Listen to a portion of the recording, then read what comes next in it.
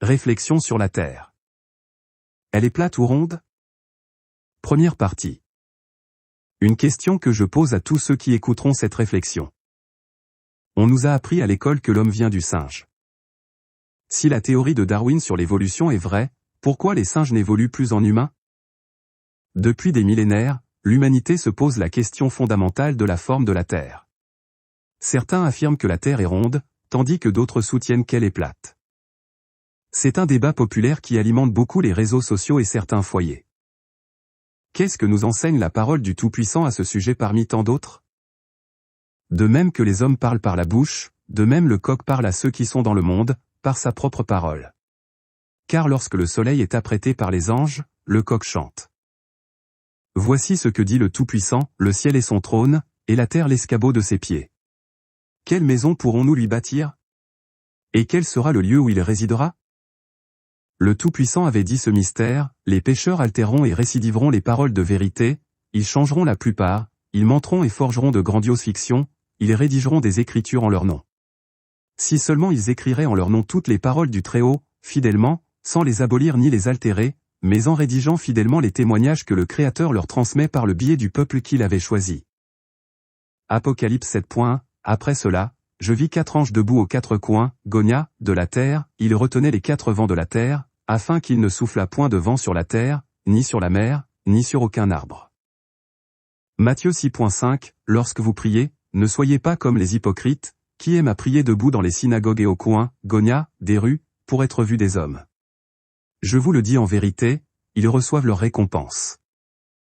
Définition biblique de coin, un angle externe, un coin. Un coin interne, c'est-à-dire une cachette. Une interprétation littérale de la Bible, y compris la référence aux anges se tenant aux 4 coins de la terre, voir photo ci-dessous ou en 1893, Orlando Ferguson, un promoteur immobilier basé dans le Dakota du Sud, avait dessiné une carte de la Terre qui combinait les connaissances bibliques et scientifiques d'une manière unique. La carte accompagnait une conférence de 92 pages que Ferguson se qualifiait lui-même de « professeur », avait prononcé de ville en ville, voyageant loin pour partager sa théorie de la géographie, mise en évidence par sa conviction que la Terre était plate. Nicolas Copernic et sa théorie de l'héliocentrisme du monde. D'un point de vue étymologique, le terme héliocentrique se rapporte à un système de référence centré sur le Soleil. En astronomie, il se rapporte à une théorie qui place le Soleil au centre de l'univers. Il s'oppose alors au terme géocentrique qui est, de son côté, rattaché à une théorie qui place la Terre au centre de l'univers. Celle-ci a été publiée entièrement que dans « Des révolutions des orbes célestes », édité à Nuremberg immédiatement après la mort de Copernic, qui survient le 24 mai 1543. Bien que Copernic mit le Soleil et non pas la Terre au centre du monde, sa théorie du mouvement des astres n'était pas essentiellement différente de celle que Ptolémée exposait vers 141 dans son Almageste, elle était aussi à base de cercles et de mouvements uniformes. Et les arguments de Copernic contre Ptolémée étaient davantage d'ordre philosophique que fondés sur l'observation. De fait, il n'était pas réellement possible à l'époque de prouver que c'est le Soleil et non pas la Terre qui est au centre du monde, le système de Copernic était seulement plus simple sur le plan géométrique. Cependant, Copernic avait permis d'améliorer de beaucoup les valeurs numériques de Ptolémée, et son système avait permis au mathématicien allemand Erasmus Reinhold de calculer des éphémérides astronomiques excellentes, les tables pruténiques, imprimées en 1551. Copernic était très estimé de ses contemporains pour avoir amélioré et remplacé Ptolémée, mais son système héliocentrique n'était considéré que comme une théorie ingénieuse, et non pas comme une vérité. Il fallait attendre Kepler et Galilée pour que ce système commençât à s'imposer. Au XIXe siècle, à la suite de l'atterrissage historique d'Apollo 11 sur la Lune en juillet 1969, que l'image d'une Terre ronde a trouvé une preuve solide et des images représentant une Terre globuleuse ont commencé à faire surface. Dans le livre d'Enoch dit apocryphe est décrit que « la Lune et le Soleil sont des gigantesques luminaires qui éclairent la Terre ». Ces luminaires sont essentiellement remplis de feu et de chaleur. Le Soleil est resplendissant, et des anges qui le guident, avec sur son cercle une couronne que nous ne pouvons pas fixer du regard et contempler. Le Soleil a une lumière sextuple de celle de la Lune. Chaque mois, la Lune change de lieu de lever et de coucher, et ses jours sont pareils à ceux du Soleil. Quand elle est également répartie, sa lumière est le 7e de celle du Soleil. Donc comment un atterrissage sur la Lune me paraît être comme une impossibilité? Comment ces astronautes ont réussi à marcher sur la Lune, cela reste un véritable mystère. Quand Baruch a été au 3e ciel, son voyage a duré De la terre au premier ciel 30 jours. Du premier ciel au deuxième ciel 60 jours. Du deuxième ciel au troisième ciel 185 jours. Je vous pose la question suivante, avec combien de carburant la navette Apollo 11 a fait son voyage de la Terre à la Lune et de la Lune vers la Terre? De même que les serviteurs ne peuvent discourir à leur guise en présence d'un roi, de même la Lune et les étoiles ne peuvent briller en présence du Soleil. En effet, les étoiles sont invariablement en suspension, mais elles sont voilées par le Soleil, et la Lune, bien qu'elle demeure intacte, est soumise à la chaleur du Soleil. Définition de ceinture de Van Allen. La ceinture de radiation de Van Allen est une zone toroïdale de la magnétosphère terrestre entourant l'équateur magnétique et contenant une grande densité de particules énergétiques. La rencontre de ces particules avec les molécules de la haute atmosphère terrestre est à l'origine des aurores polaires. Cette ceinture fut découverte en 1958 par James Alfred Van Allen à partir des mesures effectuées par des compteurs Geiger embarqués dans les satellites Explorer 1 et Explorer 3. On peut, en réalité, considérer qu'elle est constituée de deux zones distinctes appelées ceinture intérieure et ceinture extérieure. La première, située à environ 5000 km d'altitude, est constituée principalement de protons à haute énergie, jusqu'à plusieurs dizaines de MeV, provenant du vent solaire et du rayonnement cosmique, piégé par le champ magnétique terrestre. La ceinture extérieure, plus large, se déploie entre 20 000 et 36 000 km, elle est constituée d'électrons également à haute énergie, 1 MeV. Les particules des deux ceintures se déplacent en permanence à grande vitesse entre les parties nord et sud de la magnétosphère. Le niveau de radiation associé serait mortel pour un spationaute sans protection. Je me pose la question, comment Apollo et son équipage ont réussi à traverser les ceintures de Van Allen qui sont un concentré mortel de particules radioactives alpha, bêta et gamma entourant la magnétosphère? Notez que tout objet approchant les ceintures Van Allen ne peut pas subsister et va inévitablement se désintégrer. La NASA a égaré, les bandes sont des vidéos, du premier pas de l'homme sur la Lune. Le rouge de la honte au front, les responsables du Goddard Space Flight Center de la NASA à Greenbelt, Maryland, ont confirmé qu'ils avaient lancé une recherche pour tenter de retrouver les quelques 10 000 à 13 000 bandes contenant les données originales de la mission Apollo 11. En d'autres termes, la preuve authentique d'un événement aussi important a été égarée. 6 personnes y ont été affectées, et la NASA espère bien retrouver son trésor. Une question a été posée à Robert Simon, graphiste de la NASA. Quelle est la chose la plus cool que vous ayez jamais faite dans le cadre de votre travail chez Goddard? La dernière fois que quelqu'un avait pris une photo d'au-dessus de l'orbite terrestre basse montrant un hémisphère entier, un côté d'un globe, c'était en 1972 pendant Apollo 17. Les satellites du système d'observation de la Terre, EOS, de la NASA ont été conçus pour effectuer un contrôle de la santé de la Terre. En 2002, ils avaient enfin assez de données pour faire une photo instantanée de la Terre entière. C'est ce qu'ils avaient fait. Le plus difficile a été de créer une carte plate de la surface de la Terre avec 4 mois de données satellitaires. Reto Stöckli, à l'Office fédéral suisse de météorologie et de climatologie, avait fait une grande partie de ce travail. Ensuite, ils ont enroulé la carte plate autour d'une boule. Son rôle consistait à intégrer la surface, les nuages et les océans pour répondre aux attentes des gens sur l'apparence de la Terre depuis l'espace. Cette boule était devenue la célèbre Blue Marble. Il en était content, mais n'avait aucune idée de l'ampleur qu'il deviendrait. Il n'avait jamais pensé qu'il deviendrait une icône. Et n'avait certainement jamais pensé qu'il deviendrait Monsieur Blue Marble. Depuis, ils avaient mis à jour les cartes de base en augmentant la résolution et, pour 2004, avaient fait une série de cartes mensuelles. On notera que dans la langue française le mot au jour a 2 significations différentes. Dans le premier sens, il correspond à une durée de 24 heures et dans le deuxième sens, il s'oppose à la nuit et correspond à l'intervalle de temps situé entre le lever et le coucher du soleil. Analysons ce que dit la parole du Tout-Puissant au sujet des luminaires, le soleil et la lune. Dans le psaume de Salomon roi d'Israël fils de David au chapitre 18, il nous est dit que « Notre Créateur est grand et glorieux, il habite au haut des cieux, c'est lui qui avait disposé dans leur cours les luminaires pour les divisions des temps de jour en jour, et ils ne se sont pas écartés du chemin que le Créateur leur avait fixé. Leur chemin se fait chaque jour dans la crainte du Tout-Puissant, depuis le jour que le Très-Haut les avait créés, et ainsi à jamais, et ils n'ont pas dévié, depuis le jour qu'il les a créés, depuis l'origine du monde, ils n'ont pas quitté leur chemin, sauf quand le Tout-Puissant le leur a commandé par l'ordre de ses serviteurs. Si le soleil est immobile et la terre tourne autour du soleil tel que la science nous le dit, pourquoi Josué a-t-il dit au soleil de s'arrêter et non à la terre?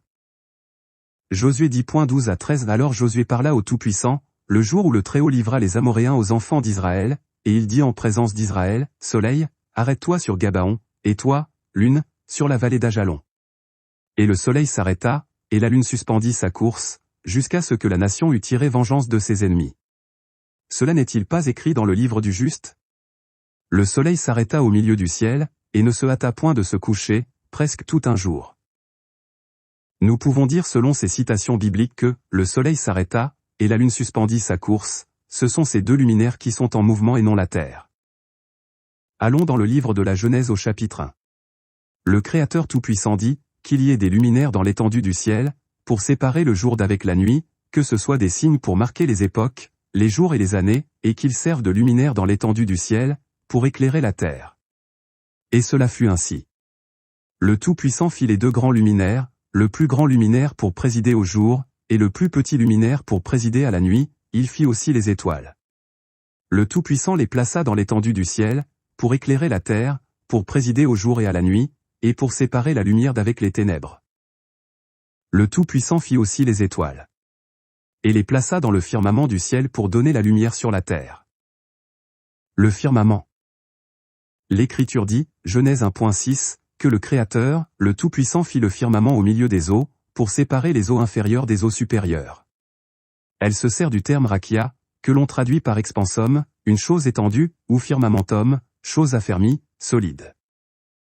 Le verbe raka, d'où dérive rakia, signifie étendre un métal à coups de marteau, Exode 39.3, Nombre 16.39, aplatir, écraser, battre. Moïse se servait de ce terme pour marquer leurs combattis, pour en couvrir l'arche et les tables, Ézéchiel 4.11, 25.6, et l'auteur du second livre des rois, pour battre, accabler, fouler aux pieds ses ennemis, Isaïe, pour marquer les lames d'or qui couvrent les idoles, Isaïe 40.19. Le même Isaïe est le psalmiste, pour exprimer la terre étendue, qui surnage sur les eaux, Isaïe 42.5, 64.24, Psaume 136.6, car c'est ainsi que la concevaient les Hébreux. Enfin Jérémie, pour désigner les lames d'or, ou l'or battu que l'on apportait de Tarsi, Jérémie 10.9. Tout cela nous insinue que sous le nom de firmament, rakia, les Hébreux entendaient le ciel, qui, comme une voûte immense et très solide, sert de barrière et de digue entre les eaux supérieures et les inférieures, et que les astres sont enchâssés dans cette voûte, Genèse 1.17, comme des pierres précieuses dans un métal d'or ou d'argent. Mais de ce que les anciens Hébreux avaient cette idée, on n'en doit pas inférer que la chose soit de même. Les écrivains sacrés se proportionnaient d'ordinaire aux préjugés du peuple dans ces sortes de choses, dont la connaissance est assez indifférente.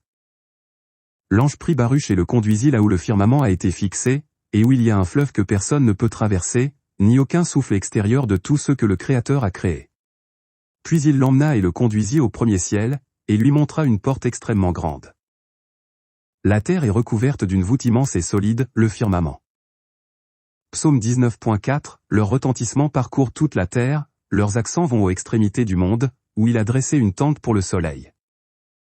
Ésaïe 40.22, c'est lui qui est assis au-dessus du cercle de la terre, et ceux qui l'habitent sont comme des sauterelles, il étend les cieux comme une étoffe légère, il les déploie comme une tente, pour en faire sa demeure.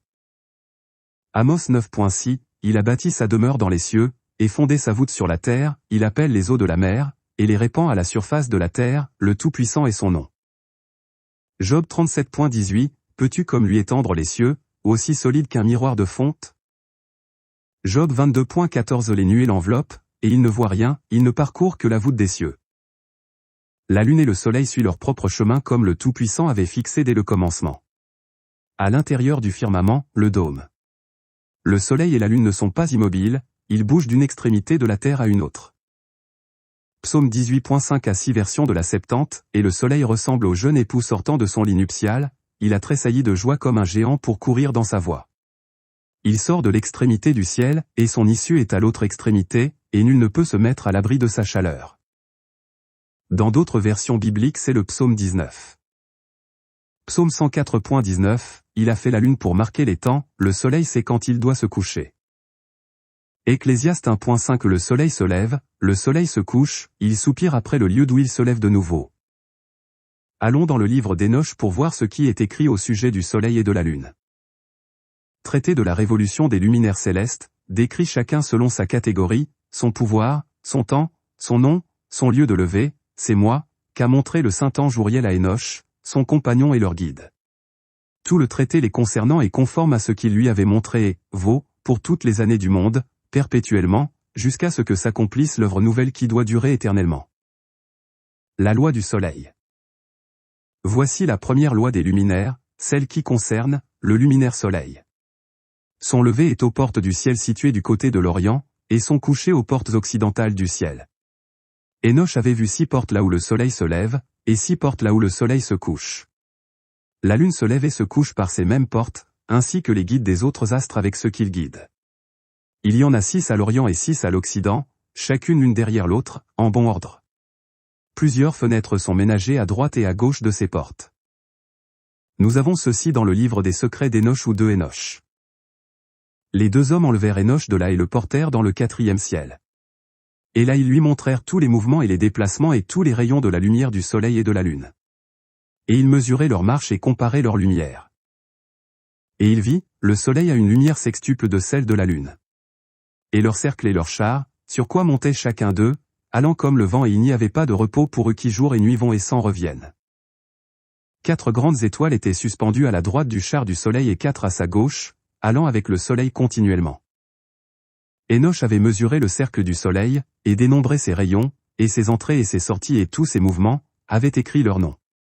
De même a mesuré le cercle de la lune et ses mouvements quotidiens, et la décroissance de sa lumière à chaque jour et à chaque heure, et écrit ses noms. Les séjours des nuages et leurs bouches et leurs ailes et leurs pluies et leurs gouttes. Il les a aussi explorés. 6 portes à l'Orient et 6 portes à l'Occident. Le grand luminaire, appelé le soleil, se levait le premier. Son orbe était pareil à l'orbe du ciel, et il était tout rempli d'un feu qui éclaire et embrase. Donc nous pouvons dire ceci, le lever du soleil et de la lune aux portes du ciel côté oriental et couché aux portes occidentales. Voyons ce qui nous est dit, dans le 3e livre de Baruch ou l'Apocalypse grec de Baruch. L'ange prit Baruch et le conduisit là où le soleil se levait, et lui montra un char et un quadrige, sous lesquels brûlait un feu, et dans le char était assis un homme, portant une couronne de feu, et le char était tiré par 40 anges. Et voici qu'un oiseau volait devant le soleil, à environ 9 coudées de distance. Il demanda à l'ange quel est cet oiseau. Il lui répondit, c'est le gardien de la terre. Alors Baruch dit, comment peut-il être le gardien de la terre? Et demanda à comprendre. Et l'ange lui dit, cet oiseau volait aux côtés du soleil, et, en déployant ses ailes, il absorbait ses rayons ardents. Car s'il ne les absorbait pas, le genre humain ne serait pas préservé, ni aucun autre être vivant. Mais le Tout-Puissant avait désigné cet oiseau pour cela. Il déployait ses ailes, et Baruch avait vu sur son aile droite une inscription immense, aussi grande que l'espace d'une aire de battage, de la taille d'environ 4000 modius, et l'inscription était d'or. L'ange lui disait, lis-les. Il lut et voici ce qui était écrit, ni la terre ni le ciel ne me font sortir, mais des ailes de feu me font surgir. Et Baruch demanda, quel est cet oiseau, et quel est son nom? L'ange lui répondit, son nom est le phénix. Sa nourriture était la manne du ciel et la rosée de la terre. Et excrétait un ver, et l'excrément du ver était la cannelle, dont se servaient les rois et les princes. Pendant qu'ils conversaient avec Baruch, il y eut comme un coup de tonnerre, et le lieu sur lequel où ils étaient fut ébranlé. Et Baruch demandait à l'ange, quel était ce retentissement? Et l'ange lui répondit, en ce moment même, les anges ouvraient les 365 portes du ciel, et la lumière se séparait des ténèbres. Et une voix se fit entendre, qui disait, donneur de lumière, donnez au monde de l'éclat. Comme Baruch entendit le chant de l'oiseau, il demanda, quel est ce chant? Et l'ange répondit, c'est l'oiseau qui réveille les coqs de la terre de leur sommeil. De même que les hommes parlent par la bouche, de même le coq parle à ceux qui sont dans le monde, par sa propre parole. Car lorsque le soleil est apprêté par les anges, le coq chante.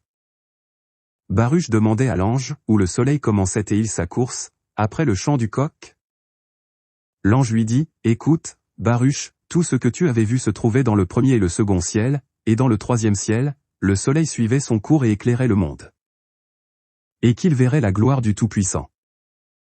Et pendant que Baruch conversait avec lui, il vit l'oiseau, qui apparut au-devant, devenait de plus en plus petit, et reprenait une taille normale. Derrière lui, Baruch voyait le soleil était resplendissant, et des anges qui le guidaient, avec sur son cercle une couronne que nous ne pouvions pas fixer du regard et contempler. Dès que le soleil brillait, le phénix aussi étendait ses ailes. Mais voyant une si grande magnificence, Baruch fut envahi par une grande crainte, prit la fuite et se cachait dans les ailes de l'ange. Et l'ange lui dit, « N'aie pas peur, Baruch, mais attends et tu verrais aussi leur coucher. » L'ange prit Baruch et le conduisit vers l'ouest, et quand l'heure du coucher arriva, il vit de nouveau l'oiseau qui le précédait, et dès qu'il fut arrivé, vit les anges qui retiraient la couronne de sa tête. Mais l'oiseau restait immobile, épuisé et les ailes repliées. Voyant cela, Baruch demandait à l'ange, « Pourquoi ont-ils retiré la couronne de la tête du soleil, et pourquoi l'oiseau était-il si exténué ?» L'ange répondit, « Quant à la fin de la journée, le soleil terminait sa course, 4 anges la prenaient, puis la transportaient dans les cieux et la renouvelaient, car elle et ses rayons ont été souillés sur la terre, en outre, elle était ainsi renouvelée chaque jour. » Et Baruch demandait, « Pourquoi ces rayons étaient-ils souillés sur la terre ?» Et l'ange répondit à Baruch, « Parce qu'il voyait l'iniquité et l'injustice des hommes, à savoir les fornications, les adultères, les vols, les extorsions, les idolâtries, les ivrogneries, les meurtres, les querelles, les jalousies, les mauvaises paroles, les murmures, les chuchotements, les divinations, et autres choses semblables, qui n'étaient pas agréables au Tout-Puissant. C'était à cause de ces choses qu'elle était souillée, et c'était pourquoi elle était renouvelée. » Mais Baruch avait demandé, à propos de l'oiseau, pourquoi il était épuisé.